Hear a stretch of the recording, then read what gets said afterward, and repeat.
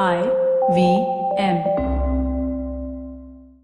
We would like to thank Storytel for sponsoring this show. Storytel is an audiobook platform that lets you hear hundreds of thousands of stories on your mobile, on your PC, wherever you prefer. You can get a great deal by signing up at storytel.com/IVM. But before I tell you what the deal is, let me make a recommendation for you for your first book. When you go to Storytel, search for James Clavell. He has a number of books, but I'm going to recommend Shogun to you. Shogun is the story of an Englishman who's shipwrecked in 16th century Japan and how he struggles to deal with the culture, gets embroiled in the politics of the land. It's a great story, and if it wasn't enough that you can get just this one book, James Clavell's Asian Saga has 5 more books on Storytel. So go to storytel.com/IVM. You can get your first month at 99 rupees a month instead of 299. That's 200 rupees off on your first month. Storytel.com/IVM. Go check it out. Hello, listeners. This is episode number 52 of Storytellers and Storysellers. And that means we have put out a year's worth of episodes. Now, I want to thank everyone who listens in and everyone who makes this podcast possible. I enjoy these conversations and putting these episodes together for you, and I always have something new to learn from the people who are on this show. I hope you do too, because when I started this podcast, I wanted to create a show that lets you go behind the scenes of the entertainment business and look beyond the glamour to understand what this world of stories was all about. In the past year and a few months of doing this show, I've had the good fortune to sit down to some people doing amazing, groundbreaking work in entertainment. From making web series, to music, to live events, flying drones, to mastering puppets, to making entertainment more inclusive, and we've only just begun. I love meeting these storytellers who are so deeply passionate about their work, and these storysellers who have such deep conviction in the spaces that they're working in. I love it that they share their experiences with us, and they always pack it with a new twist on old wisdom. What excites me as we step into 2021 is the breadth of entertainment there is to cover and to discover. From apps like Ludo King and esports teams like Fnatic, to performing arts, classical, modern, and folk, getting a new lease of life in the internet age. We're going to talk about all of these and more as I keep bringing you insiders from the world of entertainment, especially the business of entertainment, on this show. And if you haven't been keeping track of episodes of the show, check out recent episodes with Radhika Lavu, who talks about her breakout Telugu web series Gods of Dharmapuri, or find out the story behind taking Bacardi NH7 Weekender digital in 2020. Or you could choose to go deeper into the legalities of entertainment with a double episode featuring the fantastic Priyanka Khemani. It's all here, 52 episodes of Storytellers and Storysellers, wherever you're listening to this podcast. Tell a friend if you like what we do at Storytellers and Storysellers, or send me a shout out on social media about which of these episodes were your favorite. Tell us who we should have on as our guests, any recommendations, or you could tell us how we could be doing better. I'm Ashcharya, it's a mouthful, and you could use the hashtag STSS, or you could write to us at IVM Podcasts. So now, on to the second year of programming. I'm excited to bring you more passionate storytellers and astute storysellers who are carving their way through the fascinating worlds that enable our escape from the everyday. I'm excited about what 2021 has in store for us, listeners, for the world of entertainment, for me, and for you. Stay safe, stay hydrated, and tune in to this episode of Storytellers and Storysellers. I'm Vineet Kanabar. What if I told you that a few years from now, the biggest rivals to teams in the IPL or the Premier League are going to be a bunch of gamers? It's just how the future is supposed to be. It's just how the future is going to be. Pandemic or no pandemic, gaming and esports has exploded all over the internet over the past few years, giving rise to a new kind of athlete and a new kind of team. Fnatic is that new kind of team. Featuring PUBG gamers of near legendary status, Fnatic is a VC-funded global esports enterprise. Think of them like the Manchester United of esports. With gamers going professional faster than you can say reload in India, I'm delighted to be joined by Nimish Raut, country manager at Fnatic India, on this episode to talk about this entertainment revolution that's taking over at least the screens of our kids, if not your screens as well. Hi Nimish, welcome to the show. Hey guys, how are you, man? Thank you so much for having me. It's great to have you here, man. Now, before we start talking about esports and this whole space that we feel so passionately about, I'd love to get to know you a little bit better, man.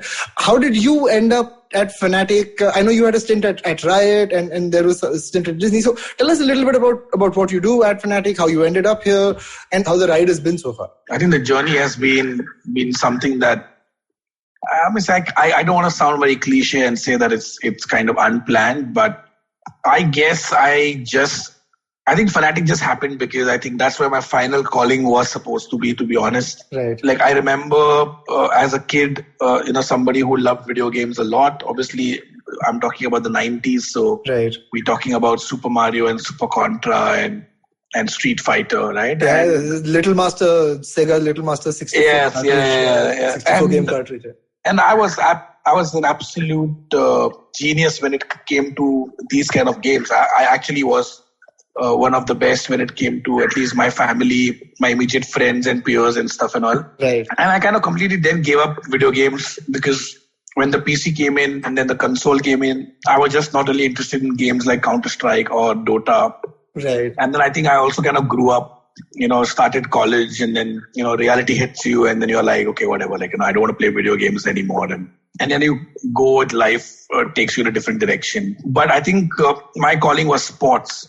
And I continued to build a career in sport or continued to be fortunate enough to work in sport across different leagues, different games, eventually landing up a job with a brand like Red Bull, which then kind of brought me back to video games at certain capacity because of Red Bull's investment in esports. Right. Very early in the early 2000s and in India, obviously early 2010, 2011.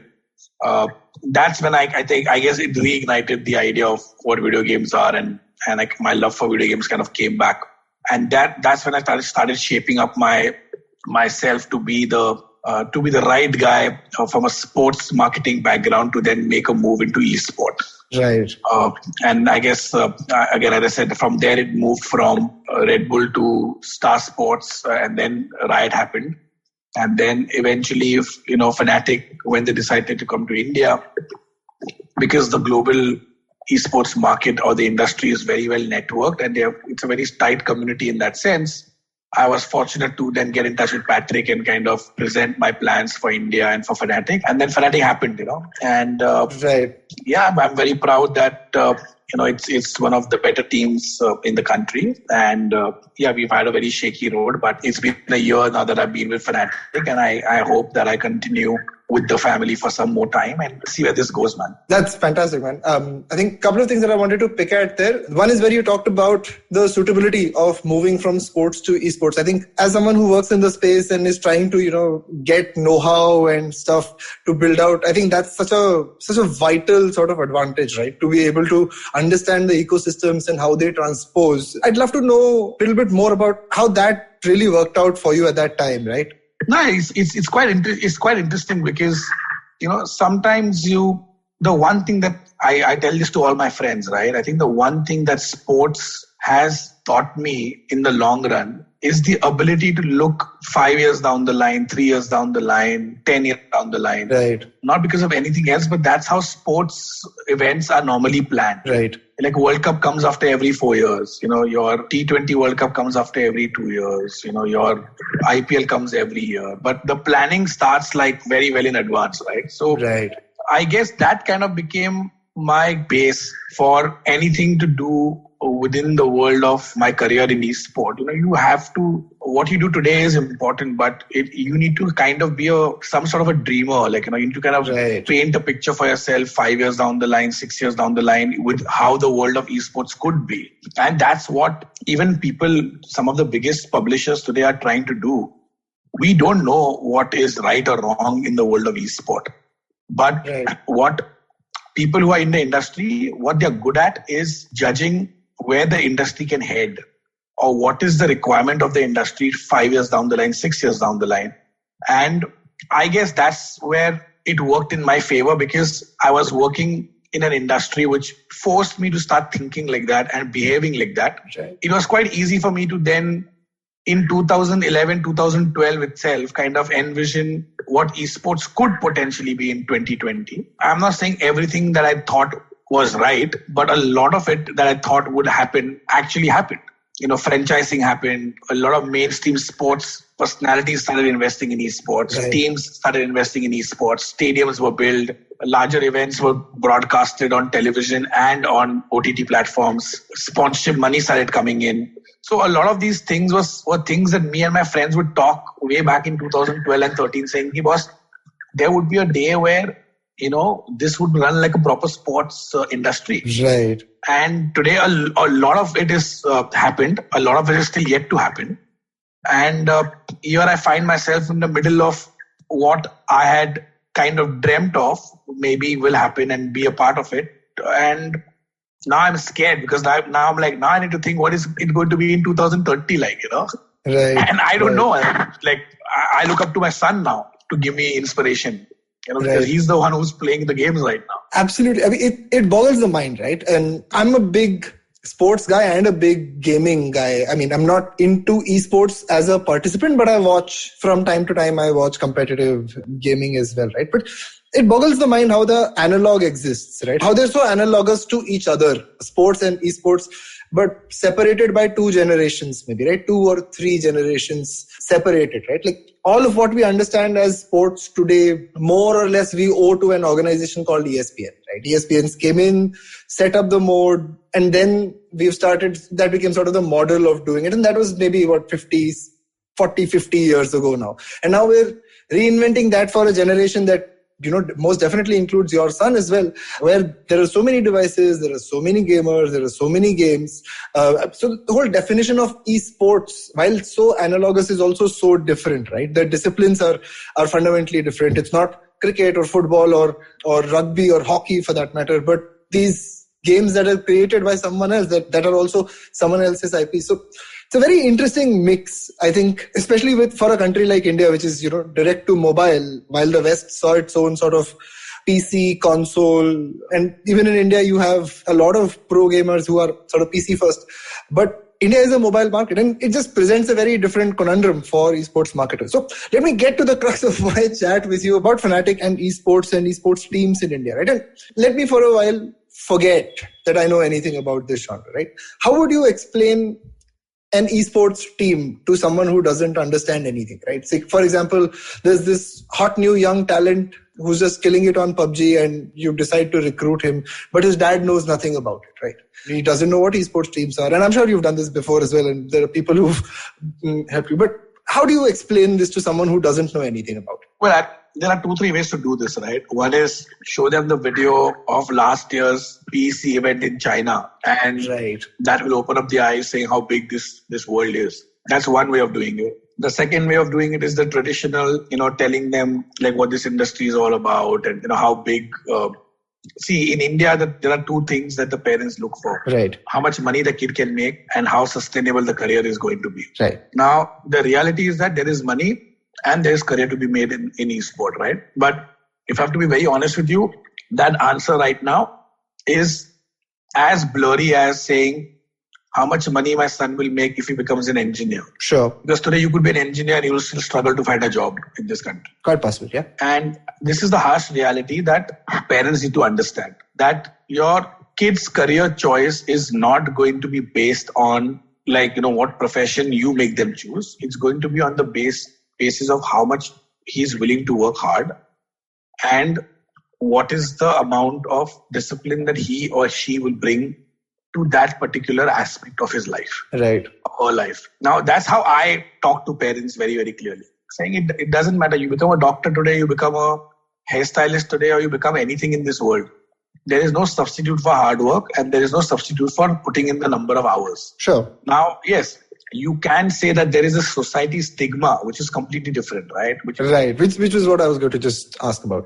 Which is something that I think it will take a few generations or maybe at least one more generation for esports to not have that as a problem. Right. Because, and that happens in a lot of industries. Like I remember maybe back in the 80s, advertising wasn't perceived to be as the best industry to be in. Right. In the 90s or the early 2000s, the only 2 industries that really boomed were either engineering or becoming a doctor. That suddenly changed with the call centers coming in and the global investments coming in. Then there was a trend for the hotel industry for a long period of time. I guess every industry starts with its own stigma and its own perception that the society has about it. Right. And as and when they see that the industry evolves, they see that there's money in it, there is professionalism in it, there is fame in it, there is stability in it. These kind of aspects kind of get looked after slowly. But I want to ask you this, right? And I want to draw a quick parallel. One of the things that's also emerged as a career choice, and especially in countries that have, increasing internet penetration and youth, becoming a YouTuber is a sort of parallel career choice, right? Now, what I've seen happen in my time seeing video come out of the closet between 2011 to about 2014, 2015, today it's completely acceptable to be like, hey, I want to be a YouTuber, right? I have like a 13, 14-year-old nephew just outside of Nagpur who wants to be a YouTuber, and he's making YouTube videos, right? But what really helped in making that happen was people started getting paid from YouTube, right? Or people started getting famous off of YouTube. If I were to ask you to draw a parallel with that, right? Where do you think gaming lies in that ecosystem, right? I mean, what I'm trying to say is, for YouTube at that time, TVF or a BB or even some AIB, those early YouTube guys were proof points, right? That this was sustainable, that this could be bigger than what our parents thought it was. Where do you think gaming is in comparison to that? See, gaming is by far the world's largest community social platform. Right. Much bigger than Facebook, much bigger than Instagram, much bigger than YouTube. Like, you have no clue the number of friends somebody has on multiple game chats. Right. And it's a closed environment, and it's an environment where they are spending time with people that they like. Like, I understand Facebook is the same. You have a choice to add who you want to and delete who you don't want to, right? But gaming as an environment is you choose. The difference is you choose to sit down and play a video game, right, and dedicate that number of hours versus a social media website where you just every now and then browse and see what is happening. Right. It's a higher investment of time. Absolutely, yeah. Investment of effort, in the same time, for sure. And also what happens between YouTube and gaming, right? Now, see, you could be an entertainer or a YouTuber for anything you want. And then gaming becomes one of the opportunities for you to utilize as something that you can create content around. Right. Right?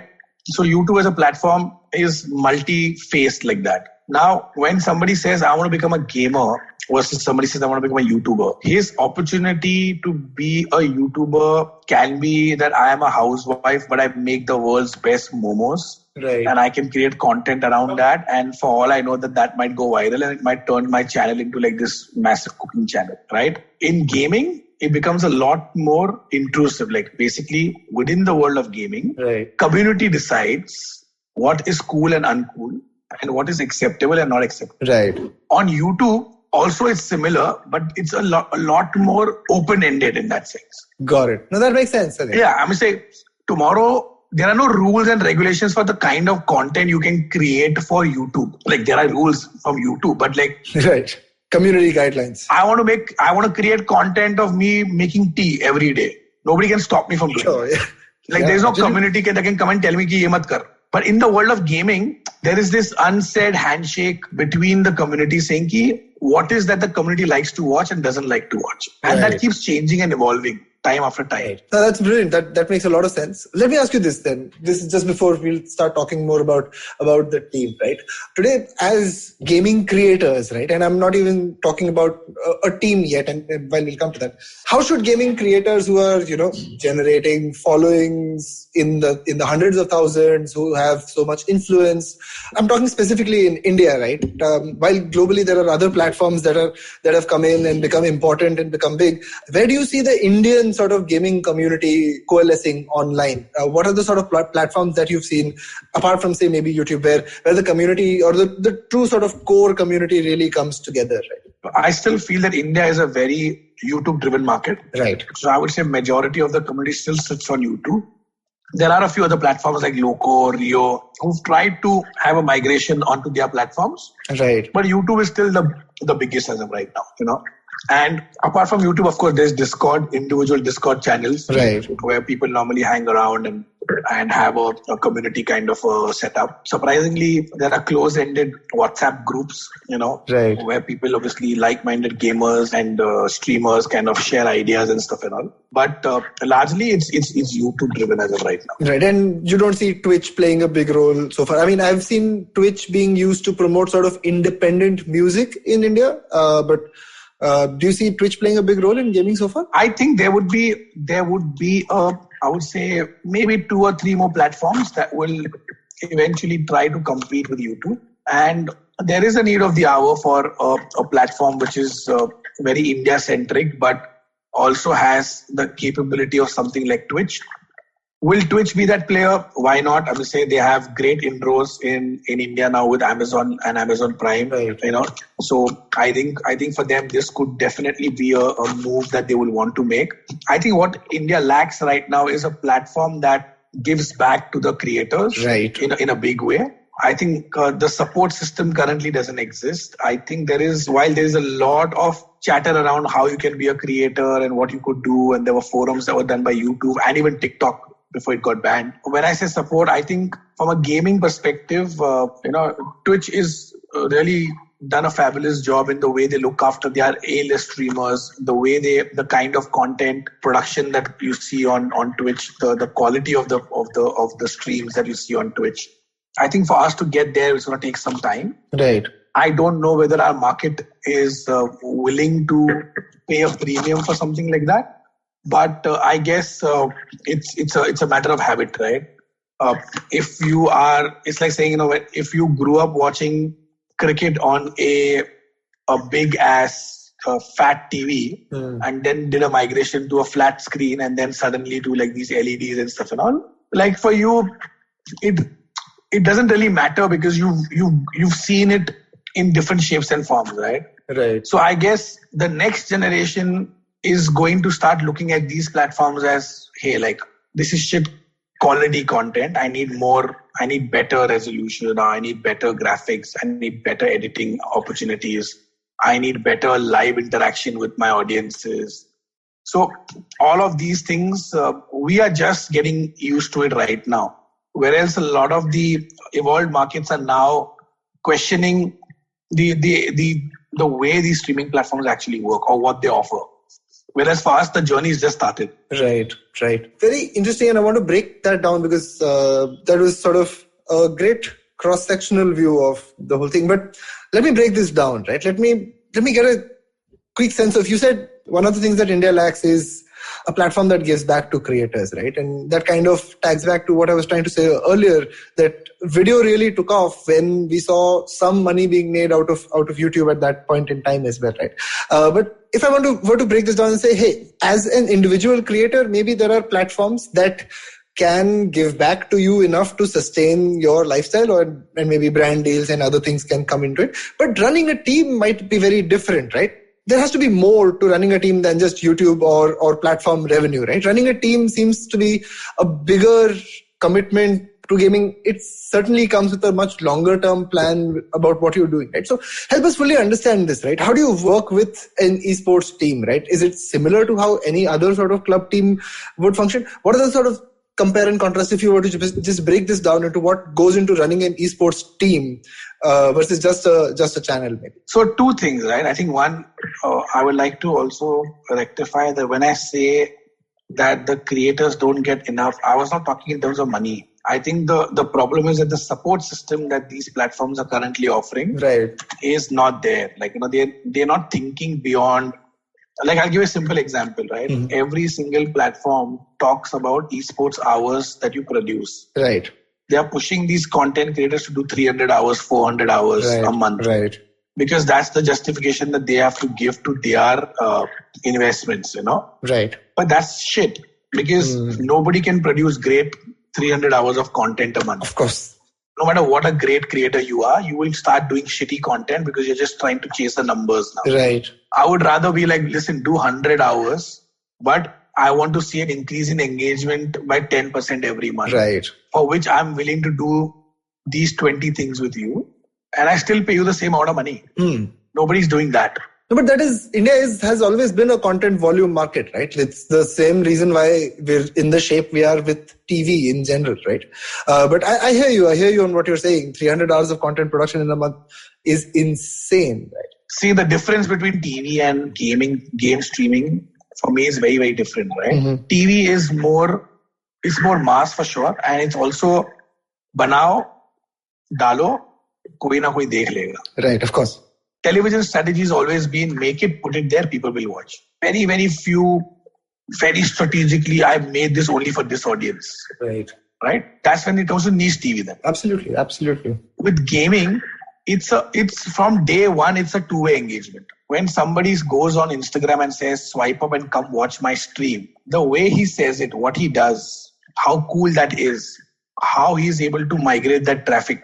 The two-way engagement starts from there and there itself. Right. So streaming for me is always a two-way engagement, right? And a two-way engagement can never be about volume. Absolutely. Because if it's about volume, then you're not creating a two-way engagement. It sort of devalues it. No, it's not. The minute you say it's about volume, then it's not two ways. Right. If it's not two ways, then it's not streaming, according to me. Then it's just basically a different form of TV content that you're putting on YouTube. Precisely. I mean, we've gone a little bit ahead in the lesson on this, but I think what you're saying hits home. As someone who's been on the creator side as well, completely understand the anguish of trying to make more and scale quickly, right? And I think what is a little heartening for me also to hear this, Nimish, as someone who's from a fiction or more storytelling background, is that the fundamental challenge in scaling any content enterprise has been delivery of scale while keeping the essence of it intact, right? Can you create, when you were creating 5 web series, can you create 15, or when you're putting out? But why do you need, my question has always been, I think a little different, right? Why do you need the scale? You need the scale because you want to make more revenue. There are ways and means for you to make more revenue by doing the same thing, but just do it in a better way. Sure. No, absolutely. I think the question is always like, are you doing it for more revenue? Are you doing it for more ego? Are you doing it because somebody else is doing it? You know, it's like, you look at all the streaming platforms today, right? I think after a point, they all look the same. Somebody has gangs of something, somebody else has something else, somebody else has something else. There's a migration of the same talent also working on different platforms as well sometimes. And then after a point, you are like, matlab, you are creating volume because you are worried that the other person is creating volume. Okay. Then you're creating certain types of content because the other person is creating certain types of content. Right. And in this bargain, what is happening is eventually none of you all are creating any value. The enjoyment is with the consumer.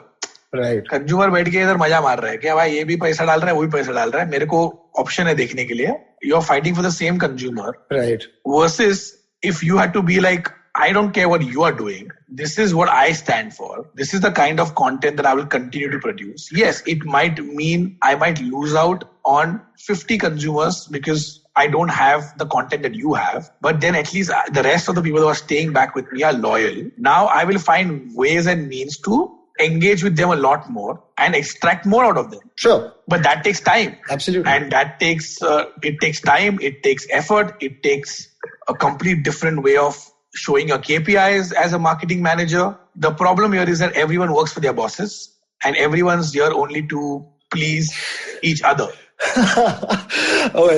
This suddenly took a dark turn. No, I hear you, man. I think while all of the OTT channels seem to have an esports strategy in place, is it something that's working very, very well for both the creator and the consumer? That's something that's totally up for debate. But let's turn this around and talk about the stuff that is working, right? Because while the OTT platforms do figure their shit out whenever and as this space sort of grows and monetizes better in India, I think you guys have a massive opportunity with Fnatic, right? I'd love to know what goes into what's going on behind the scenes into that, right? I mean, first I'd love to know what really goes into running an esports team, man. It's young men having fun and the time of their life is playing the games they love. But I'm sure there's a lot of organizational side to it as well, right?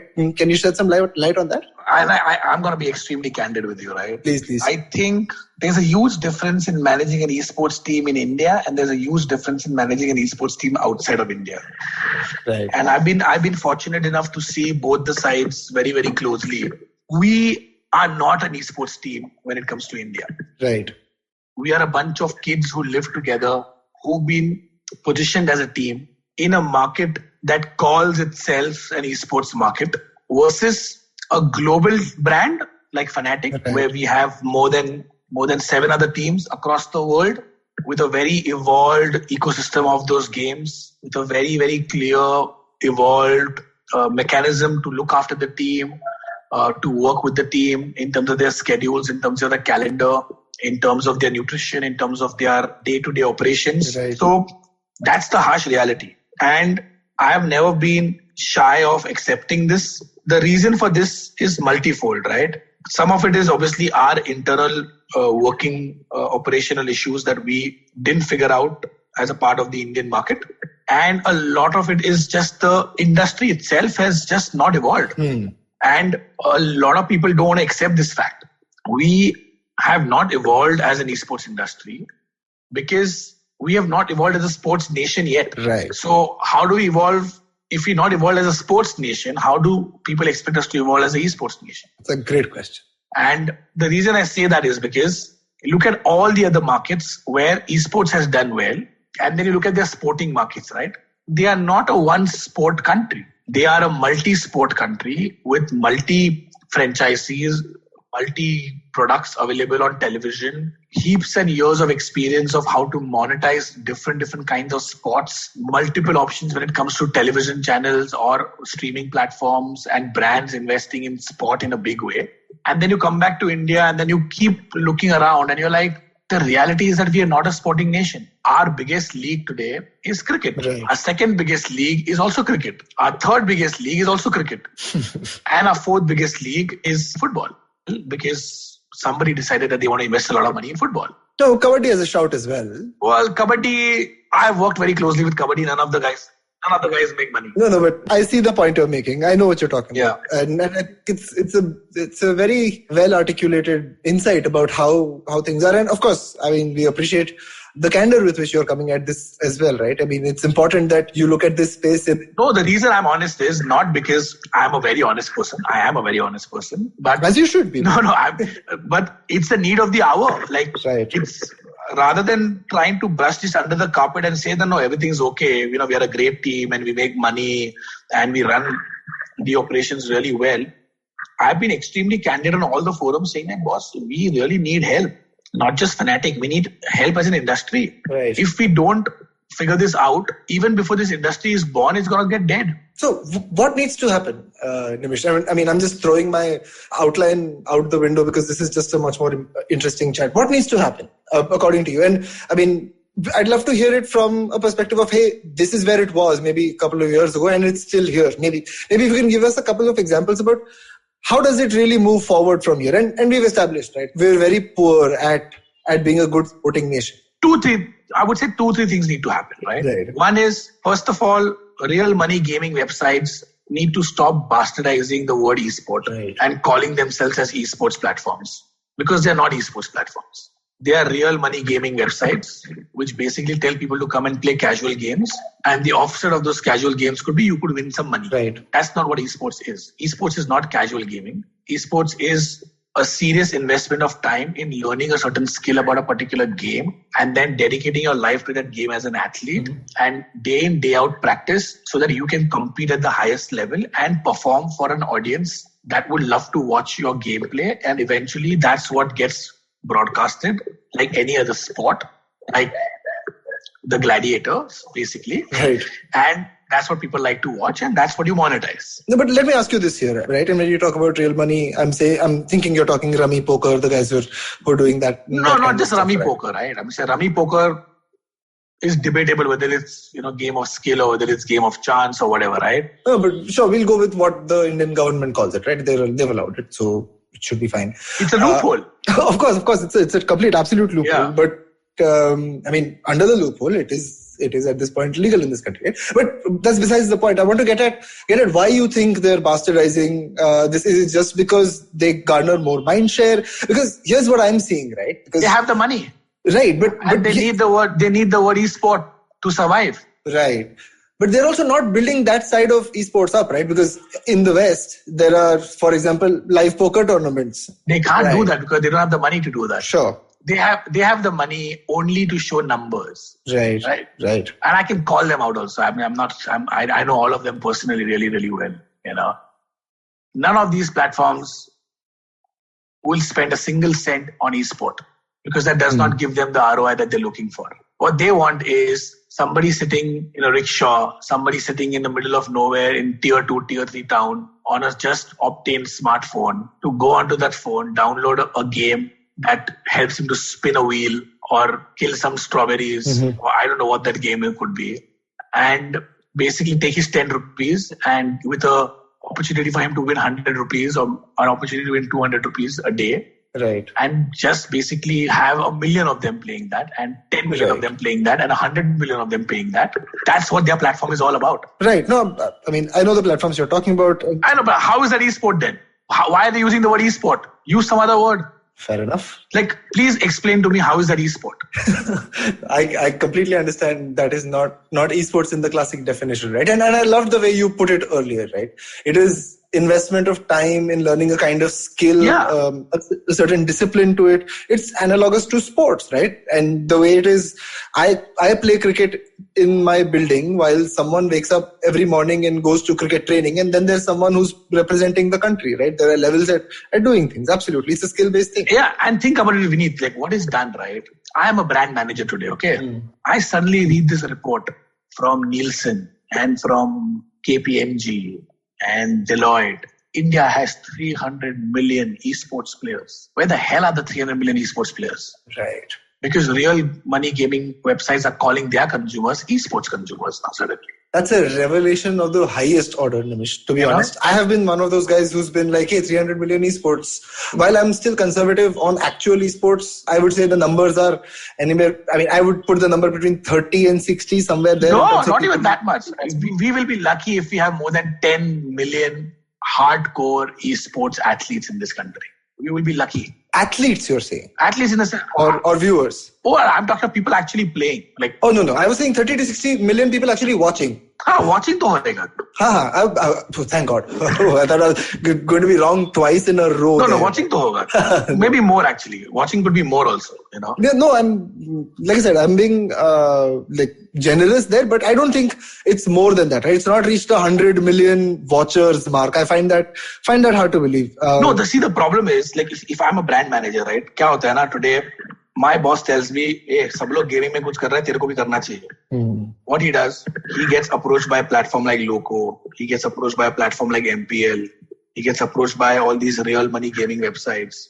They show them the numbers and they say, hamare idhar tournament kar lo na, spend in-game advertising, spend on the website, spend here, spend there karke.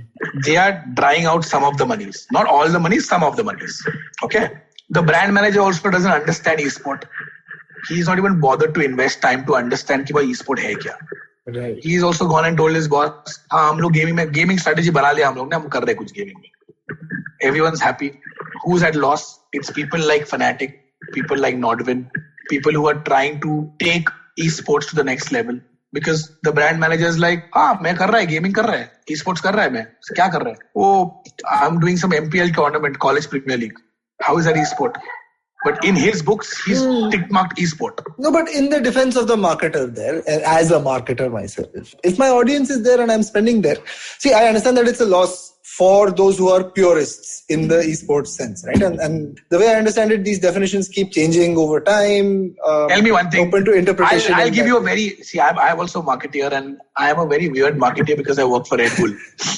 Right? So, you have a test match in UP.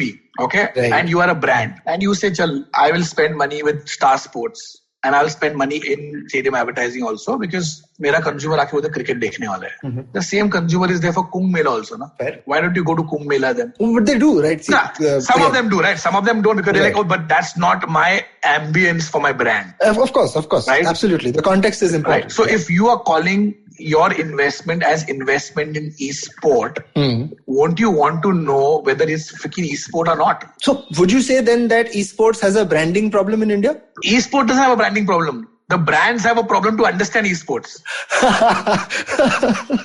No, sure. Point fully made. Let me ask you this. I'm really keen on the flip side of this conversation, which is what can someone expect when they tie up with a Fnatic, right? Because see, I know Akshat and the work that we've done, I'm very, very keen on being able to push gaming to at least more brands, right? Because we know the consumers are there, right? But if I were to ask you this, how should a brand approach working with esports talent or an esports team, right? What are the things that are possible to do? What is the sexy headline for working with an esports team? So I'll give you an example from the world of Fnatic, and Fnatic has a very beautiful way of working with partners. I'm not saying this because I'm Fnatic, but you can check it out for yourself. Globally, there are few teams who work beautifully with brands. G2 is one of them. There is a team Liquid who does some really cool stuff. Fnatic is definitely one of them, right? Right. Now, because I'm part of some of the global chats that we have with brands also, right? And I'll give you two examples. I'll give you one global example and one India example, right? Sure. Now, for the League of Legends World Championship that went to Paris last year, or 2 years back, Riot Games closed Louis Vuitton as one of the sponsors. Right. The whole world was like, what the hell is Louis Vuitton doing in esport? Right. Louis Vuitton audience has got nothing to do with esport, technically. As per any marketeer or any knowledge that person has, the cost of Louis Vuitton is definitely not something that a consumer that everyone looks after, which is the Gen Z guy, can afford, right? The inside was very, very beautiful. In China, League of Legends is the biggest game. Right. Some of the biggest Chinese team owners were sons of huge businessmen in China, in the LPL. Right. And they had the capacity to basically create this massive, and esports is huge in China. Right. An average consumer in esports spends nothing less than $100 a month on esports in China. So the appetite is there. Right. Well, the Far East is better monetized. Yeah. Right? No, and also they have the money. Let's face it. Right. They have the money. Right. So Louis Vuitton came up with a beautiful campaign. They made limited edition case bags. Right. For the trophy. Right. And they also made limited editions, one that was sold only in China. They were sold out in less than 3 minutes. Wow. Okay. Now coming to Fnatic. Since Fnatic was a team that was a part of the World Finals, and we actually lost in the semi-finals that year. Right. Or the finals, not sure actually, No, we lost the finals. Yes, we lost the finals. Fnatic partnered with Gucci. Immediately after the Worlds got over, Gucci and Fnatic got together and they are like, listen, Louis Vuitton's already made their first move into the world of esport. Let's do something cool together. Right. And Gucci then did a limited edition fashion show just before the finals with Team Fnatic in Paris, with our players walking the ramp with some of the best models in the world. That entire clothing line then went for sale. And then after that, we also launched the limited edition Gucci Fnatic watch, right, which went to sale last year. And now again, we are doing something with Gucci, something around this year. That's amazing. So it's the opportunity, right? One brand comes in and you're like, okay, this is what this brand's doing. Now let me figure out what I can do as its competitor. What should I do? And not do exactly what he did. Right. So he went and made a case for one league, so let me go and make a case for another league. Something more relevant, more contextual. Absolutely, yeah. Right. Now that's amazing. How about India though? So India, obviously OnePlus is a global partner. Right. And I remember early last year, just before the pandemic, we were talking about what is the activation that we could do. And PUBG Mobile had just become very big that time. Fnatic had just entered. Right. And because of my experience of working with cricketers before and kind of knowing a little bit about what they do for their pastime, I knew that some of them were gamers themselves, at least casual gamers, if not hardcore gamers. So we came up with this concept called Dominate. I loved it. Dominate was just amazing. And it took I think it took a right kind of brand with the right kind of a team to pull it off, right? I think OnePlus, right. There's a direct synergy between OnePlus and esports and mobile esports, of course. It's fully endemic, right? Yeah. A phone optimized for gaming, and they have a Fnatic mode as well, if I'm not mistaken. Yeah. And I remember sitting with the OnePlus team, and we are like, okay, you know what? We're gonna go with the concept of basically cricket meets PUBG or PUBG meets cricket, and we will get the 4 cricketers to play with some of the some of the best influencers and also some of the audiences as well, right? Now, the overall campaign would have cost, while I can't disclose the actual amounts, but it was a hefty amount, close to around upwards of $100,000 is what OnePlus landed up spending on something like that, right? Right. But look at the ROI, because it happened right during the pandemic. Right. It happened when nobody could pull off something like this. We had one cricketer sit out of Bangalore, one cricketer sit out of Delhi, one cricketer sit out of Nagpur, one cricketer sit out of Mumbai, a bunch of PUBG players all over the country, all done centrally through a central production unit with the help of Nodwin. Right. With Fnatic facilitating all the collaborations between everyone. And we did a stream, I think, across the 2 days. Right. And I think they got overall impressions, I think was some 128 million or 130 million as per OnePlus's review and stuff and all. But the reason I love it so much is because, again, it's a marriage of a sort, right? Where a partner was very, very clear that hey, we want to do something in the world of esport. We want to understand what we could do. And they really learned and they heard out the people who came from the background, right? So OnePlus was very, very clear. This is what our objective is. But we will leave it up to you because you understand the consumer a lot better. And that partnership worked really, really well. And I think this is what my message is for brands, right? Esports is not just another marketing platform. It's not, should I do a hoarding or should I spend money on esport? If that's the approach that you're going to have, you might as well go do the hoarding then. Right. That's a very clear message. You want to invest in esport, you need to put a dedicated resource who will try and understand the community, try and understand what's happening and keep evolving as the industry evolves. Like I cannot do Dominate today again because it's a concept that's done and dusted in the world of gaming. Right. Because other people have tried it. They've been successful, not successful. Now it's what's the next? The audience in the world of gaming and esport is young and their attention time is मतलब 2 बार किया 3 बार किया अभी मैं bore हो गया चल कुछ और दिखा कुछ और बता you know and you need to be ready for it. It's a investment heavy platform to use, but look at the returns that you get. You get it right and you are talking to the right audience and you will have their attention and you will be able to talk to them directly and actually make them take an action, which is to either buy things or review things or whatever that is, right? Right. Well, it's very interesting that you talk about it this way because the way that attention spans are changing and people are moving on always to something new, it's very interesting that you've built out a distinctive brand with Fnatic, right? And while you said in India it's still growing and everything's very, very new, I read somewhere that when you pitched your job to Fnatic and when you joined, you had like a 5-year vision sort of charted out, right? So how you're doing that, right? How you're planning out what the next 3 to 5 years might look like for Fnatic, right? And how do you make those decisions given that the ecosystem is still a little wobbly? I think the best way to, as I said, I think the best thing, and this is for every marketer, right? Technically, every marketer needs to be a dreamer. If you can't dream, right, you can't be a marketer. Absolutely. Like, yeah, nobody could dream about the pandemic, right? But that's a nightmare, my friend. No, but a lot of people actually dreamt about the pandemic as well, because a lot of people spoke about. I remember in mid 2000s, people kept talking about saying that we are fucking up the environment, we are fucking up the supply chain for food. We are basically coming into a point where there is going to be a large scale virus that's going to spread, and people envisioned that like 10 years back also. Right. It landed up happening in 2020. But if you really think about it, it's not something that we didn't know was coming. Sure. It is something that a lot of people had envisioned, right? No, absolutely. Yeah. When I made the plan for 2020 or for Fnatic in India, I think the only thing that I figured out is in 2025, I will be close to 42 years old, right? Right. I will not be relevant at all to any brand. I will not be relevant to, maybe some brands I'll be relevant to.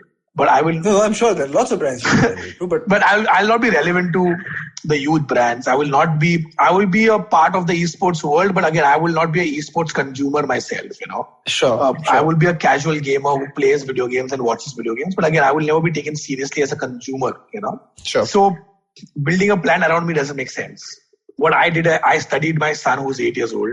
Right. And I studied a few other people who are like 13, 14, understood what their sense of just life is. Like, what is their taste for food? What is their taste for fashion? What is their taste for video games, content, internet, what they like, don't like, about policies and blah, blah, blah, blah, blah.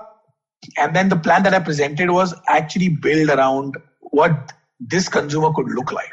Right. So if you look at and again, I can't give a lot of details, but if you look at the entire apparel pillar of my business plan was built on alternate and street fashion, but mixed with possibly sustainable fashion. Right.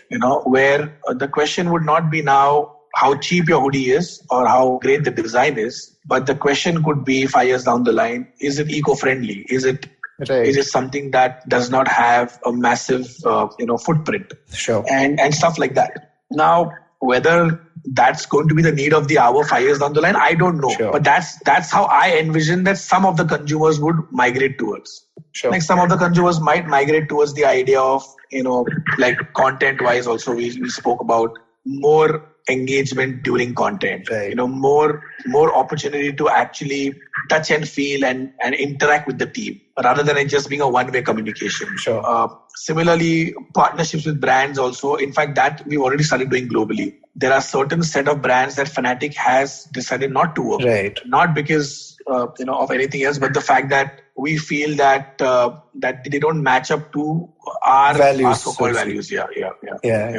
But that's great. I mean, what I'd love to know though, Nimish, is what can we look forward to in the next couple of years, right? I mean, what are your sort of focus areas? One of the things that I loved, and I almost went ahead and bought a share just for keepsies, was what you guys just recently did with your sort of crowdsourced IPO, which was very interesting sort of, way to engage with the gaming community, right? Now, while we understand that the larger ecosystem and infrastructure in India is sort of finding its way there, are there any sort of interesting things that's on the horizon that we should look forward to?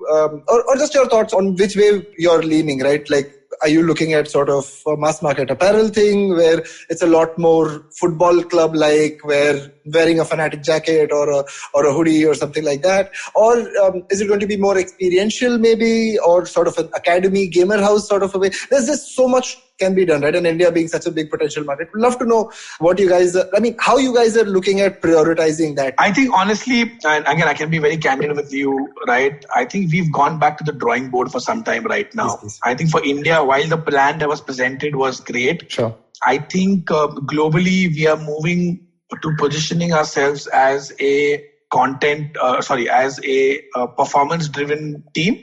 Right. So a lot of the efforts that we'll see in India in the near future would be about enhancing the team performance. So the number one criteria would be to win for the next few years. And that's the global direction that we've taken, right? Right. Once that happens, right, then a lot of the nuts and bolts falls in place. I think what you'll see definitely is once the game makes a comeback, you would see us at least pushing for certain standardized things that an esports team should be doing with brands, with media partners, with fans as well. Right. In fact, so the three things that I can actually talk about is we have something really special planned for brands where we want to kind of showcase them the world of esports in a Fnatic way.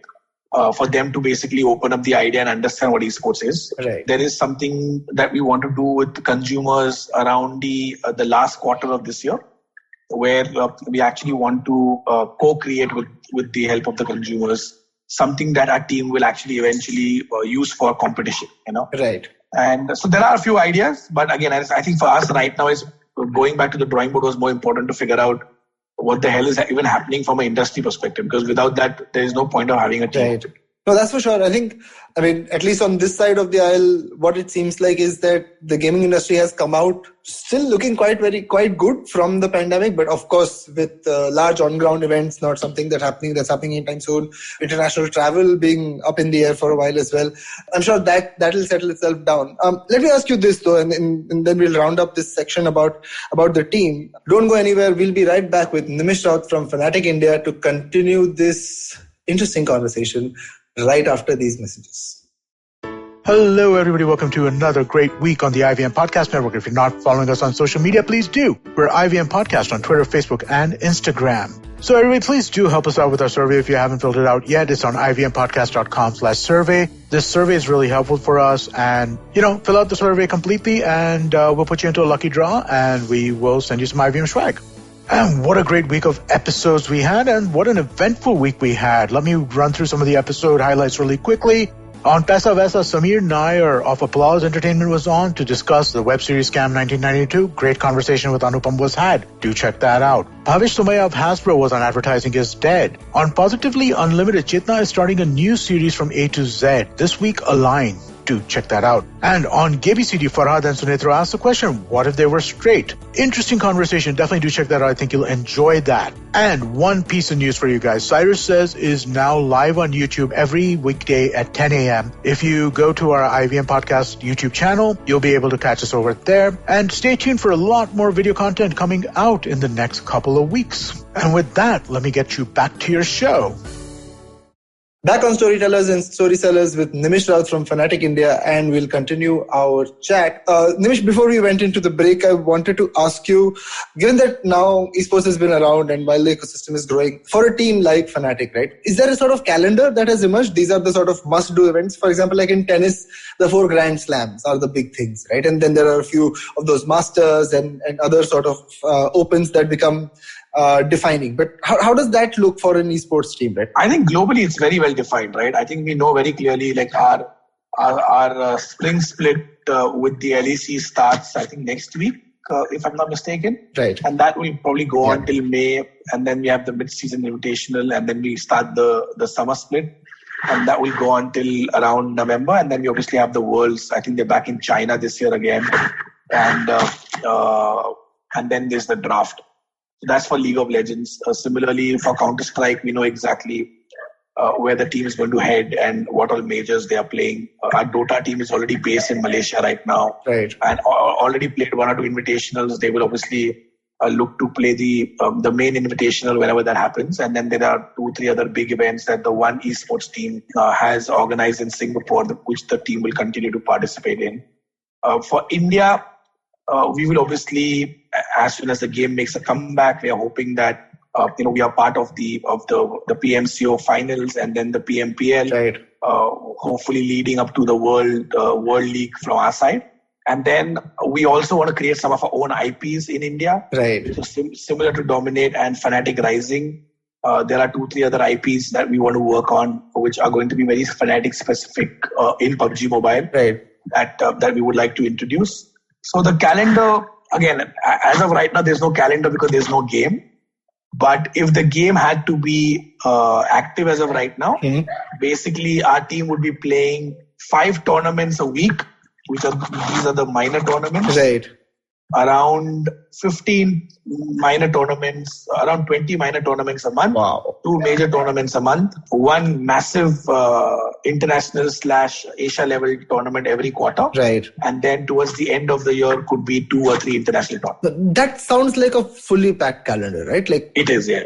And I'm sure a lot goes into preparing for it, right? I'm sure there are like the workshops for training and techniques and commands and shortcuts and strategy and all of that, right? But I'm sure there are people who are experts at different games who you talk to and teams in collaboration and stuff like that. But I don't want to talk about that. What I want to ask you about, though, is how do you ensure mental health for someone who's so deeply involved in something that there is no sort of parallel for, right? And again, how you react or how someone copes with the pressure of competing in video games for the longest time, right? It must take a toll, right? So is mental health of players something that you guys focus on separately as well? How do you deal with that? It's actually a very interesting topic because it's something that Fnatic India was the first team to actually do this last year. Right. We actually did a very basic boot camp. It also happened to be my ex-wife, Misha Teron, right. who is a certified health coach. And, she understands video games really well. She's very good with understanding basically your body structures and nutrition and stuff. Mm-hmm. So she actually conducted a workshop for Fnatic, the boys early last year, where it was a first of a kind of a workshop in India where we kind of focused on the mental side of the players as well. Unfortunately, because of the pandemic, we could not continue doing more sessions with her. Right. But now that the pandemic is done, we are waiting for the game to make a comeback. Once the game makes a comeback, we are hoping that either her or somebody like her does a monthly session with the boys. Globally, we actually have a psychologist on board as part of the team that is available to any of the players to basically discuss fatigue or any kind of burnout. That's fantastic, man. That's great to hear. And it's fantastic that Fnatic India was the one that's leading the conversation. That's just great to hear that this side of things is also taken care of in a big way, right? I think becomes super important when you're getting into this kind of environment, competitive within an entertainment sector. It's an interesting space and obviously super important for mental health practitioners to be aware of how to deal with these things. Let me ask you this. There are two questions that are popping into my head. And the first is, what do you think about gender representation in gaming and how are more women coming into gaming? And is there an active drive towards recruiting more pro-female gamers? What's that experience been like? Honestly, I think that experience is something that, it's kind of been constant across sports, right? I think we've been having this discussion about gender equality and getting more women to play sport in general. Right, absolutely. And I think it kind of stays the same for esports as well. I think the acceptancy levels in esport for women is, at least as for me, it's a lot higher. Right. Because the entry barriers seem to be not that massive sometimes, But that said, and I might be completely wrong. I'm not a woman, so I don't know. Right. And I normally try to support as much as possible. But the reality is that, we would never know the pain of a woman or what they go through in any industry because we are not a woman. Mm-hmm. So it's very easy to sit there as a man and be like, hey, but we've done this and we've tried to do this and we've tried to do that. Sure. But there's always more room for improvement. There's always more room for doing something better, right? Absolutely. The one thing that I always tell everyone though is esports is one place where I really, really hope eventually there's nothing known as a woman athlete and a male athlete. It potentially could be the only sport in the world which can actually become gender neutral. Right. And you could actually have people competing together. Absolutely. That's what the vision of Ready Player One is. And if Ready Player One is to be believed, that's what's happening. You have avatars, but you could be anybody behind there. Yeah. Right? And I think, there are certain women who've already pushed their limits in mainstream sport. Right. They compete with men at the highest level. I would say this, like my ex-wife, she herself is extremely competitive and I think she is, I love fitness. Right. But she's a beast. She can lift more than me. Wow.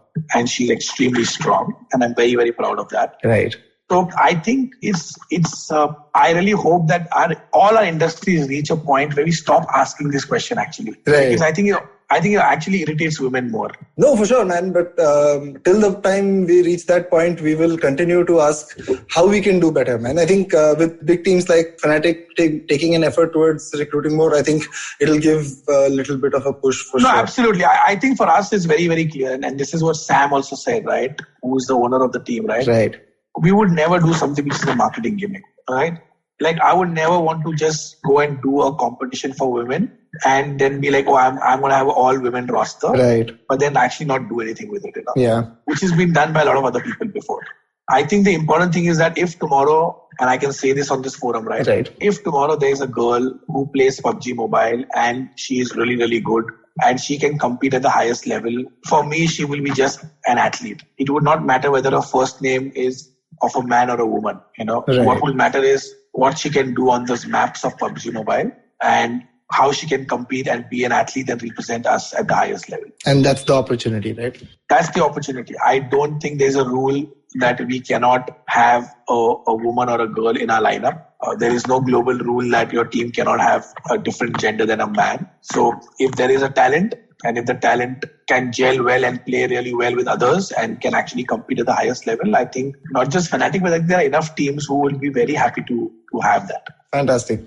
Nimish, I've just had a great time talking to you, man. I think we really love the candor with which you've talked to us about what you feel about gaming. I want to turn this into slightly more warm, fuzzy territory. I mean, I love the parts where you talked about getting inspired by your son, right? And sort of turning your career gaming wise and esports wise, right? Tell us how gaming and being a father kind of coexist, right? I mean, there is this entire school of parenting which talks about limiting screen time and ensuring your kid is going out, and then there's... Sorry, I'm just going to quickly talk to my kids. Give me 1 minute, yeah? Sorry, we've had to interrupt that question because as we were asking Nimish about being a father, his kids have called him away. So he will be right back. And we will be right back after these messages. Hey, I'm Zarina, your peak performance coach, leadership coach, and life coach. And I'm here to unleash that power within you with your weekly dose of mantras and empowerment. Tune in to Monday Mantras every Monday for your quick fix, and the Empowering series with Zarina Poonawalla every Thursday for riveting real-life stories. You can catch us on the IBM Podcast website, app, or wherever you get your podcast from. We were just talking about how in the middle of a question about being a father and a gamer, your kids called you away, which is also a sweet thing. Yeah, they are adorable, man. Both my kids are just... How old? Yeah, my son's 8 and my daughter will turn 6 in May. That's lovely, man. Are they also gamers? I'm sure. Yeah, I can. My son loves to play Minecraft. He plays a lot of Roblox. Yeah. My daughter, she loves video games as well. So, No, that's very sweet. I have a nephew who lives back home with my parents, and he's about 9 now, and he loves Minecraft, man. He just loves it. And these days he's picked up Among Us. Yeah. So all day he's running around calling people imposter. So that's also quite a cute thing that goes on. But yeah, these kids love video games, man. And which brings us to the question that I had for you, which is how do you reconcile that as a father and as a gamer? There's this entire school of parenting which talks about reduced screen time or regulated screen time, going out and stuff like that. And then there's the joy that kids have with gaming and you being a father who works in esports. How do you balance that out, man? And what sort of advice do you have for other parents? Well, I think I've been fortunate that my kids have always picked up the stuff that I do. Like when I was in Red Bull, I used to work with athletes in BMX and skateboarding and surfing and motorsports and and my son, I think he's 8 years old, but he's tried his hands on surfing. He's tried his hands on skateboarding. He's tried his hands on BMX bikes. Now he obviously he loves motorcycles himself. He actually owns a bike. Mm-hmm. He has a PW 85. He's been riding since he was 3 years old. Right. And I guess the next stage is now him getting influenced by what I do with Fnatic. And that's so cool, man. He got influenced when I used to work with Riot, and he started playing a little bit of League of Legends.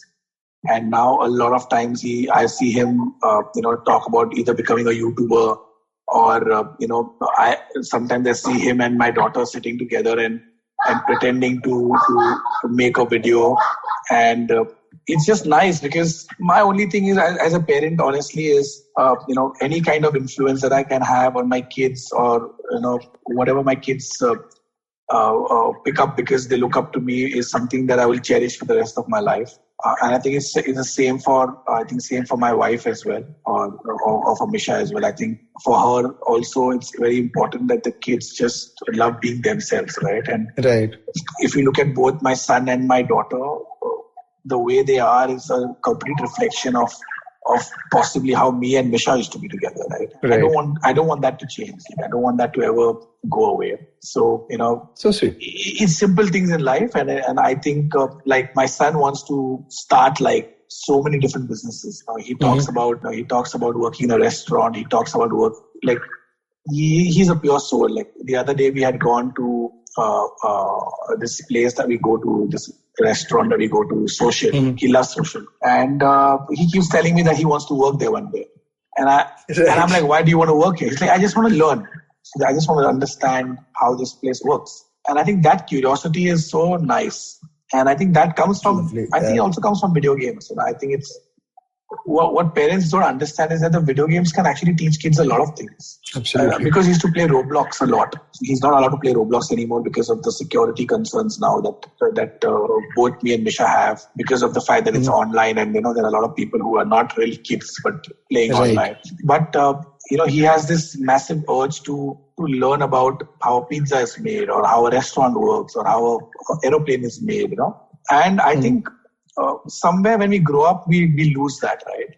And I would want to keep that as long as possible. And maybe video games could be the way to do that, for now. That's a beautiful sentiment, man. That's a lovely sentiment, very, very nicely expressed. But let me tag that with a question to you that is for parents who may not be as gaming savvy as you are, right? How do they maybe, watch out for their kids better? We know that screen time in India is just going up like nobody's business. I think if the last Newzoo reports are to be believed, we are far ahead of South Korea or China in terms of at least screen time. Monetization is a different story. But for less savvy parents, how do you ensure that your kids are protected in a strange environment? Are there any sort of tips or tricks that you've picked up? I think the most important thing, and I've said this to all my friends, right? I think I don't have a problem with screen time because that's the future. Right. Whether you like it or don't like it, your kid is going to be exposed to some sort of a screen in his life, in his day-to-day life. If not at home, at school, if not at school, at some entertainment place, a screen is inevitable, something that you cannot avoid. Right. Especially if you want to live in the city. Of course, if you want to bring up your kid in a very different manner, there are ways and means for you to do that, right? Mm-hmm. Then the best thing you could do is you need to invest time yourself. So, like what I normally try and do, and what we try and do in our house is, a lot of the screen time is shared time.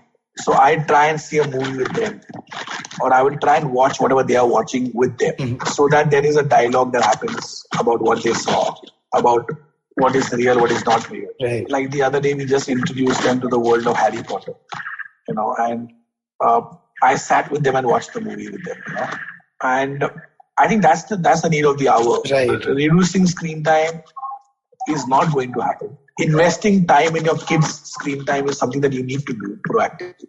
And I think the same I'm not even joking. If I show you my phone right now, my phone has over 100 games easily. Right. From Kitty Town to Train Station to Race Off to Pet Hotel to Pony Sister to Panda Lulu to Baby Pony. You name it and I have it. Hot Wheels and Animal Jam and Bears and Amongst Us and Jungle Junction and Twinkle and wow. And these are just the games that I have let them download, and I'm not even counting the ones that I've deleted already. Right. But all these games, when they download it, I sit with my daughter or my son. I'm like, okay, show it to me. Or if not me, Misha does that. We go through the game. We make sure it's safe. We let them play the game and let them enjoy being kids, man.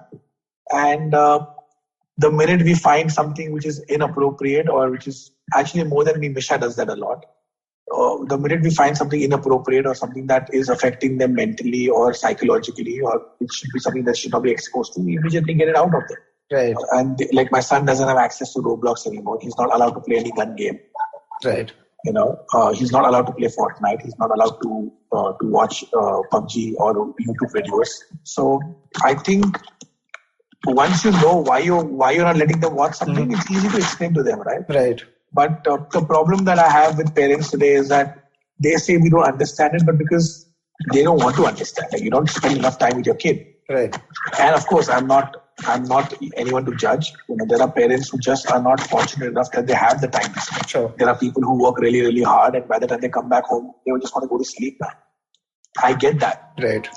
But lazy parenting is a problem in this country. Right. It's a completely different set of topics that we can talk about. But absolutely, lazy parenting is. I am not a parent, but lazy parenting is it's everywhere. No, I hear you, man. I mean, while it is a privilege to be able to understand it and spend the time with the kids, I leave it at the fact that there are parents who are trying and failing, and then there are some who are just not trying. Right? So at least to the ones who are trying and failing, there is still hope. I loved what Nimish, you said, that screen time is the future and parents need to invest in their kids' screen time. That's an interesting sort of parenting way of doing things, and I think there's definitely some experience and wisdom behind how you spoke about that. That brings me almost to my last question, man. I mean, before we get there, it's been an absolute pleasure to have you on here. Thank you so much for your time, and I'm sorry to keep you away from your kids a little bit. Let me ask you my sort of last question, right? It's something that we asked for from whoever's on the show, right? And because we talked about gaming, I'd love for you to recommend some games that are important to you or something that have been, formative for you or something that you hold dear to yourself, right? So some games you recommend for my listeners to try out. I will give you guys 4 games. The first game, anyone who's a parent and wants their kids to have video games that have specially been designed for kids, City Skyline. It's a fabulous game. Right. It's a game that my son plays, my daughter plays. It teaches them about the entire aspect of how cities are built from scratch. I think it's beautiful. It's one of the best games I've seen for kids. So definitely, play that. If you want to have some fun time with your friends or even your kids, Overcooked is one of the games that you could play on a console. Right. It's super fun again. It's basically just a bunch of people trying to be chefs and pleasing one monster, and it's super funny. It's one of the games that I really love playing with my kids. Right. If you are somebody who's probably born in the 90s or the 80s and just want to revisit some of the old games, I always every now and then like to play a quick game of Contra or Street Fighter just from a nostalgia perspective. Right. I got Street Fighter a couple of months ago as well on my PlayStation. Yeah. Just fully reveled in the nostalgia of that. Yeah. And then there is this, I don't know what the name of the game is actually. I'm going to ask my son. But there is this new format of games which have been introduced for kids, which are storytelling formats. But what they do is they give the kid an opportunity to move ahead in the game. Right. By making some choices. Right. And those games are also really, really good. I think like those storytelling games. There's this game called Choices. Yeah. What it does is basically it really helps your kid to learn the aspect of decision making. Right. And the aspect of consequences of what happens if I do this or what happens if I do that. And I think it's so brilliant. And again, as I said, there are so many things that have been introduced via the world of gaming and video games today. If you just are willing to give it a shot, everything that is nice can be taught to your kid through video games. You can teach your kids to be kind. You can teach your kids to be polite. You can teach your kids to be friendly, to be a team player. You can teach your kids to be, somebody who doesn't give up in life, work hard, keep trying. It's one of those things where your kid will learn a lot about life if he understands why he plays video games. Right. And that's not his job. That's your job. It's very, very nicely put, man. I loved the insight and the empathy with which you talked about being a gamer dad. And I loved the fire and fury with which you talked about the ecosystem. Totally a Fnatic episode for us. And thanks so much, man, for giving us this time and being on this episode of Storytellers and Storytellers. I hope you had fun. It was nice, man. It was very nice. I think it was kind of a way like a therapy session, but just pour my heart out. I'm glad to be here, man. And so it wasn't that bad. It was quite cool. I was like, oh, okay, I can say this, I can say that. No, man. I mean, if you feel it, you can say it. And I'm sure there is a large degree of truth and a large degree of looking at yourself hard that every industry needs to do. Yeah. And it's great to have people who speak truth to power. That's true. The funny part is that I've paid a price of just saying my heart out so many times that now it doesn't even affect me anymore. I'm like, okay, whatever. If somebody gets offended, if somebody feels bad about it, I'm like, hey, listen, I was just trying to be honest. Like nothing personal. And I'm happy to point fingers at myself also, man. Like, I think I'm also a newbie in this industry, to be honest. Mm-hmm. It's just, and the reason I say that is because this industry is not, it's built by the gamers. Right. And while I am a gamer, I am still an outsider, Right. And we are trying to shape this industry from the outside, mm-hmm. which is great, which is the need of the hour, and that's what it should be. And it's one of the most purest things that I have seen in a very, very long time. And I keep saying this to Akshay also all the time. I said, my fear is that one day the purity of this industry might disappear. Mm. And that's the day I think it will be a sad day. because esports became esports because of the fans, because of the community, because of the players. And I would really, really feel bad if there's ever a day that comes where they are not at the pinnacle of everything in the industry, which I don't think can happen actually, because if that happens, then the entire model of the industry would change and the entire industry will collapse. So somewhere I know it will not happen. Mm-hmm. But I'm saying it more from an India perspective because we tend to always keep the consumer or the fan as the last person on our mind. Right. Which is so weird, right? Because the first thing that we think about is branding and look and feel and KRAs and KPIs. And I'm like, why are you doing this? It's like when you go to a cricket game, like everything's great, but there's no toilet for a woman spectator. Right. And then you're like, did you not expect a woman to watch cricket? No, so I hear you, man. I think, and I hope your darkest fears don't ever come to pass. I don't think they will. We have some very strong talent, both playing and non-playing, and business talent in the gaming industry. And with you guys there, I think the next few years are exciting times for sure. And with more maturity, more money, I'm excited, man. I mean, we might think of it as an outsider's perspective, but it still feels exciting. It still feels that there's potential here, and we're still going to find a new stream of entertainment for the next 20, 30 years, maybe, driven by this. And at least that's me on the optimistic side, looking at this outside in. Yeah, I think it happened. Hopefully. Fingers crossed. On that note, we will bring this very, very interesting chat to a close. Thanks so much for tuning in to this episode of Storytellers and Storysellers. This is Vineet Kanabar saying goodbye. Thank you, guys. Thanks so much, Nimish. You have a great evening, man. Take care, Baba.